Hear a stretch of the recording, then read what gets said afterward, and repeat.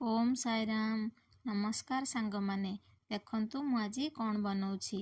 प्रथमे अरुआ चाउल को 4-5 घंटा बतुराई नहीं ताकू भल भावरे धोई से अदा रसुण दे भल भावरे पेस्ट करिनेली।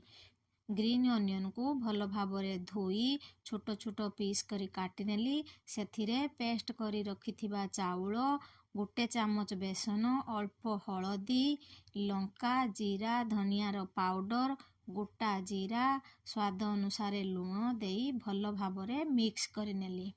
पुणी एठी तावा गरम करी सेथिरे तेल देई एही गोळेई रखिथिबा ग्रीन अनियन को बरा आकृति रे एठी सेलो फ्राए करिनेली। आपण माने चाहिले डीप फ्राए मध्य करि पारिबे। देखंतु यह बहुत क्रंची होई थाए और खाइबा पाई मध्य बहुत टेस्टी होई थाए। प्रथमे आपण माने बनाई घरे खांतु तापरे कमेंट रे जणांतु केमिति लागिला। सांग माने मो वीडियोटी जदि आपण मानकु पसंद आसु थाए लाइक शेयर सब्सक्राइब निहाती करिवे।